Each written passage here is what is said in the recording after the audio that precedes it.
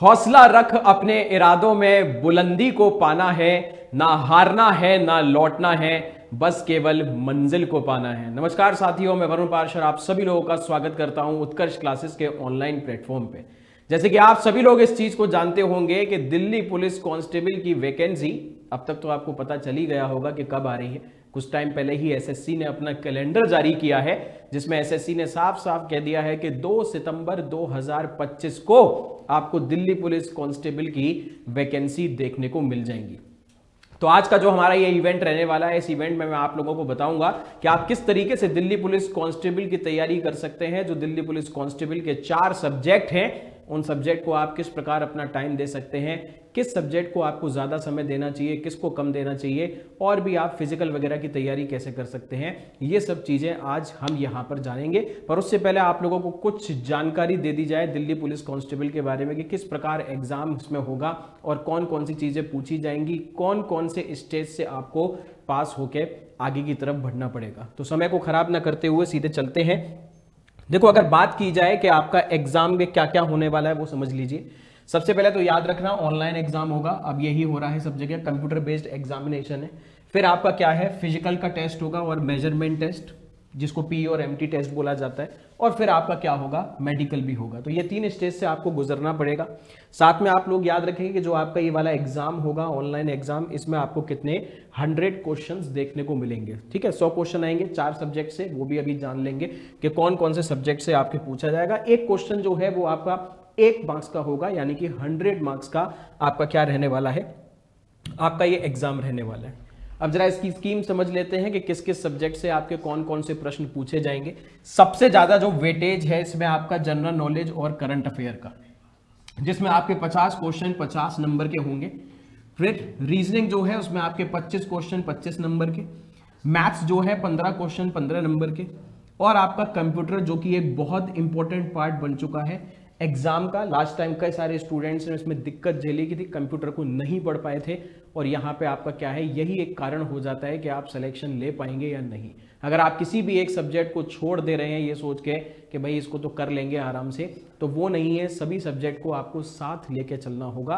Plus समय कितना मिलता है, 90 मिनट, यानी कि 1.5 घंटे आपको मिलेंगे इस पूरे पेपर को सॉल्व करने के लिए। एक और चीज याद रखें, नेगेटिव भी है इसमें, आपका 0.25 मार्क्स का यहाँ पे क्या रहेगा, नेगेटिव रहेगा।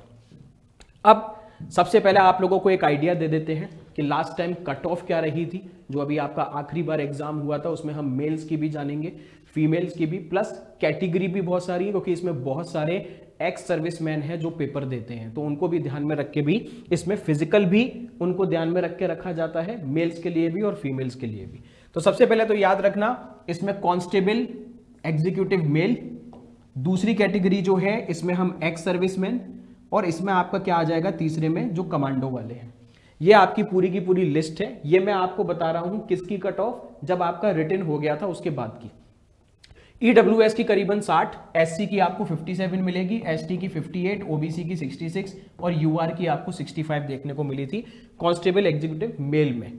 आगे की अगर बात की जाए, ईडब्ल्यूएस 25 के आसपास इसकी कट ऑफ गई थी। यहां पे किसमें, एक्स सर्विसमैन के लिए, एससी के लिए 25, एसटी के लिए 25, ओबीसी 45, यूआर जो है वो 25, वो आप देख सकते हैं जिस कैटेगरी में आप आते हैं। और कमांडो वाले के लिए ईडब्ल्यूएस की 25, एससी की 25, एसटी की 25, ओबीसी की 34 और यूआर की 25। तो एक्स सर्विसमैन में तो मोर और लेस ज्यादातर कैटेगरीज की कट ऑफ एक जैसी है, इसमें आपको थोड़ा सा डिफरेंस देखने को मिल जाएगा। अब बात की जाए आगे की, तो ये आपका क्या है, कट ऑफ है फीमेल के लिए।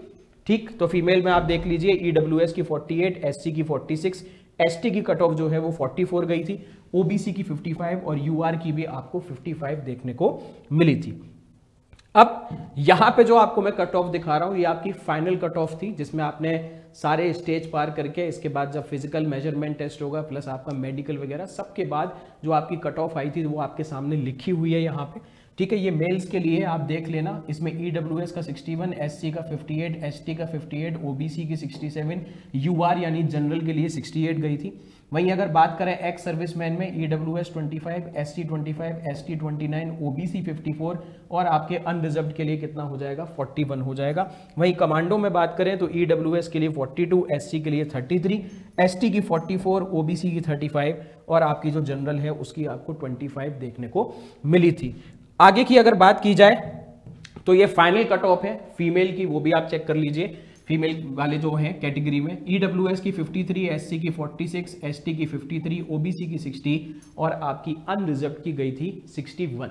तो ये आपको थोड़ा सा आइडिया मिल ही जाएगा कि कट ऑफ ये किस हिसाब से आपकी बनी थी।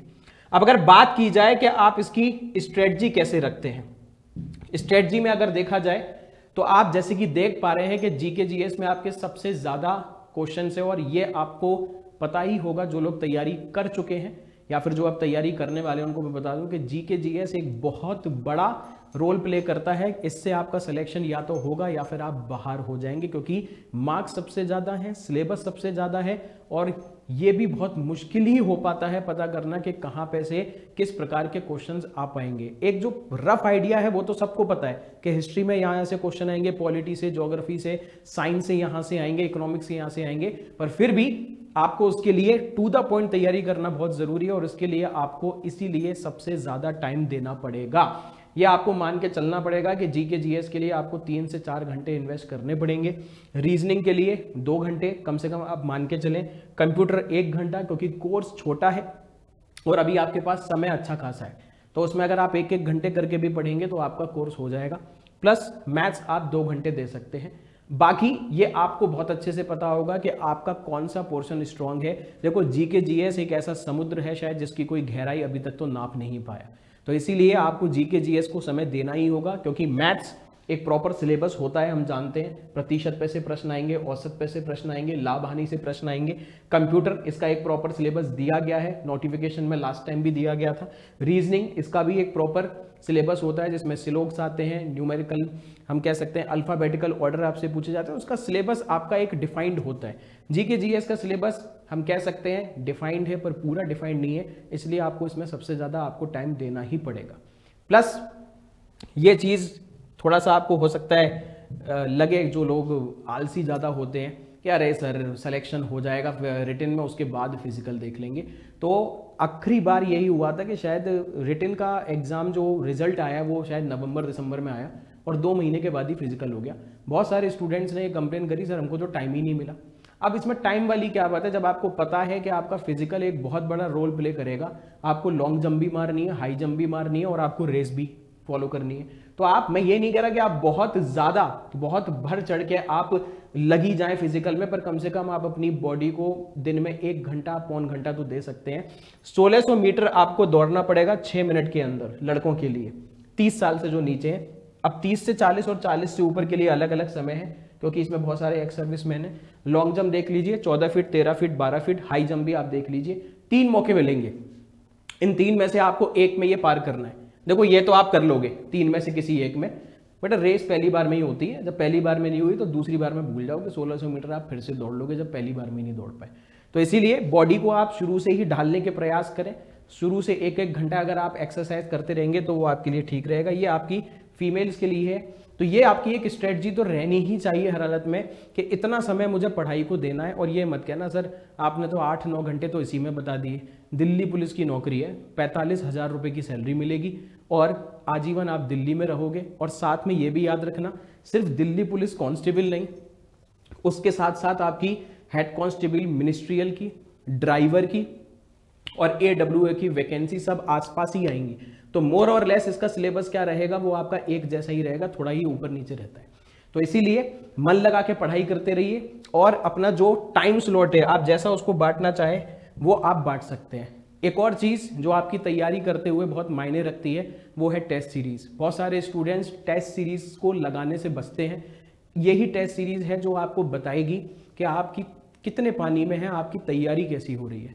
इसलिए अगर आपने जैसे कोई एक चैप्टर पढ़ लिया, मान लीजिए आपने हिस्ट्री में दिल्ली सल्तनत पढ़ लिया, तो दिल्ली सल्तनत के भी संबंधित क्वेश्चंस वाली टेस्ट सीरीज अब मार्केट में अवेलेबल है, ऑनलाइन भी बहुत होती है। आपने मुगल साम्राज्य पढ़ लिया तो मुगल की लगा लिया, 1857 का विद्रोह पढ़ लिया वो लगा लिया, संविधान का स्रोत कोई चैप्टर है उसके आपने क्वेश्चन लगा लिए, ऐसी ज्योग्राफी में आपका समुद्र के ऊपर से कोई प्रश्न है उससे संबंधित सारे क्वेश्चन लगा लिए, ठीक है।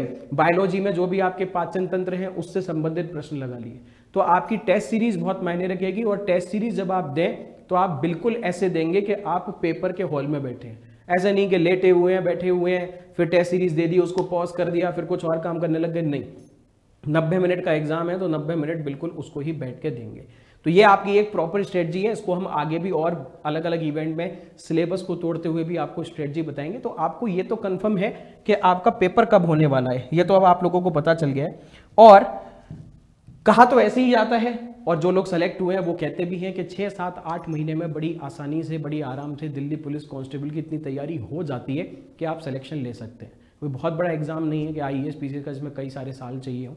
पर अब जब आपको पता है कि आपका युद्ध कब होने वाला है, आपको तारीख भी पता है कि आपको जंग पे लड़ने कब जाना है, तो आपको तैयारी तो पहले से करनी ही होगी। तो उसी को ध्यान में रखते हुए उत्कर्ष क्लासेस की तरफ से ये एक छोटा सा प्रयास है, अपने स्टूडेंट्स को मंजिल तक पहुंचाने के लिए एक छोटा सा हम कह सकते हैं एफर्ट है उत्कर्ष क्लासेस का, जिसको आप देख सकते हैं।